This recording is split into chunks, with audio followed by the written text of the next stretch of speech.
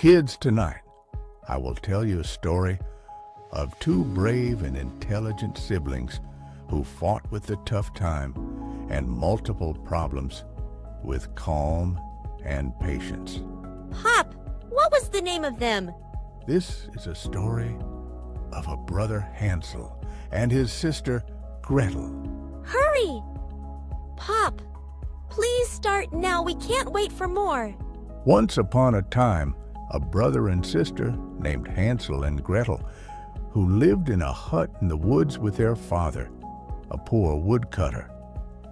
Their mother had died when the children were very young, and after a number of years, their father remarried. As soon as that new stepmother moved in, she made life very hard for the children. Hansel and Gretel were not allowed to eat until after the stepmother had eaten everything she wanted off the plates. Each day the children had to work long and hard to finish the chores. They had to clean and wash and scrub and more and more. One night, the stepmother whispers to the father and told him that, "We can barely feed ourselves. We must leave the children in the forest." The father scolded her and said, "They are our children." On the other side, Hansel and Gretel overhear the plan. Nighttime. Hansel collects white pebbles under the moonlight. Hansel and Gretel hatch a plan. Hansel gathers shiny pebbles to leave a trail back home. The next morning, after the woodcutter left for work, the stepmother woke the children up. Wake up, you little fools. Today's your father's birthday. I want to make him an apple pie for his birthday dinner. Go into the forest and pick some apples. I will come too. I know where we can find a big apple tree." But clever Hansel had a plan. Every few steps he dropped a pebble to mark the path. They went deeper into the forest. They turned left. They turned right. "Further! Further!" said the stepmother. Finally they stopped, and the stepmother sat down to rest. She pointed to a very dark part of the forest. "The apple tree is over there." The children walked deeper into the forest, but they didn't see the apple tree. "Where?" they called. "Just a little further," called the stepmother. Hansel and Gretel walked deeper and deeper into the forest, but they still didn't see the apple tree. "Where?" they called a second time. "Just a little further," replied the stepmother. Her voice is very faint now. Hansel and Gretel walked and walked, deeper and deeper. No apple tree. "Where?" they called a third time. But there was no reply from their stepmother. She was gone. "Oh no, we are lost," Gretel cried. Every minute it was getting darker and darker. However, a wolf howled in the distance. All of a sudden, Gretel saw rising smoke from far away. It must mean someone was living there in the woods. "Look, I bet whoever lives there will be kind and will take us in." The two children sped as fast as they could to the smoke in the distance.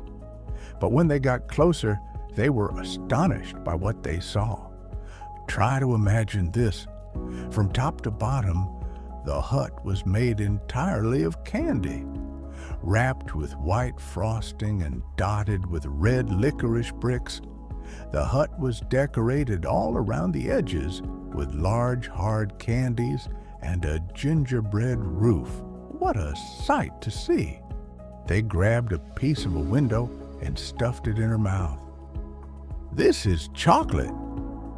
The children could not stop eating. They were just about to try a piece of the candy door when it quietly swung open. "Hello," said an old woman from behind the door. "Do you children like sweets? I have more inside the house. Come in, come in. Don't be afraid."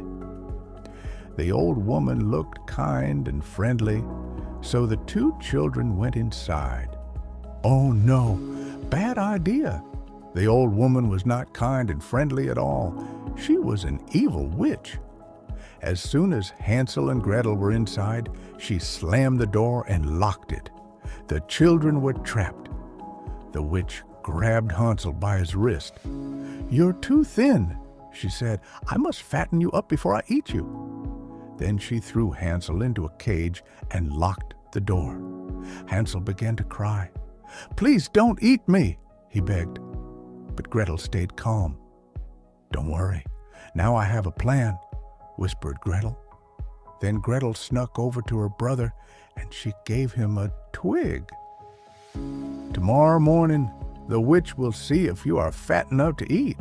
When she comes, give her this twig instead of your finger," she ordered. Sure enough, in the morning, the witch hobbled over to Hansel and growled, "Stick your finger through the cage.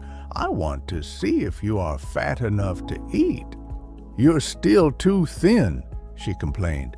"Come here, foolish girl, and give your brother more sweets to eat." This continued for an entire week. Every day the witch checked to see if Hansel was fat enough. Every day Hansel held out the twig. Finally, the witch got tired of waiting. On the 8th day, she called Gretel. "Come here, foolish girl, light the oven. Today I am going to eat a roasted boy with carrots and gravy. Check if the oven is hot enough to roast your brother." But clever little Gretel had another plan. She started to cry. "But I am too stupid. How do I know if the oven is hot enough? Can you show me?" she asked. The witch muttered and grumbled, "Useless child, I'll check the oven myself." The witch bent down to look at the bright orange flames, and quickly Gretel pushed her into the oven and slammed the door shut. Thud! That was the end of the witch. At the next moment, Gretel opened up the cupboard over there and found a key and a treasure box inside it. Then she ran towards the cage and unlocked Hansel. They met each other joyfully and then opened up the treasure box with the same key. It was full of gold coins and other precious jewels. It was much enough for a family to eat up the whole of their family without doing anything. Then they ran outside the house. They start following the pebbles thrown over the path by the Hansel. They turned left, they turned right, left, right, left, right. Eventually, they saw their home. There was the woodcutter. Opening the door of his house, the children ran to their father and hugged him and kissed him. He cried and cried, but he was actually very happy. Hansel and Gretel told the woodcutter the whole story. When he heard that their stepmother had abandoned them in the forest, he was furious. He ordered the stepmother to leave the house immediately and never return. Then they give that treasure box to their father. He was shocked to see that much money at a time. Then he said with his teared eyes, "We are not poor now, my child. You did what I can't do in my entire life." A happy and peaceful life is waiting for us. You're important to us. Please like, subscribe, and press bell icon.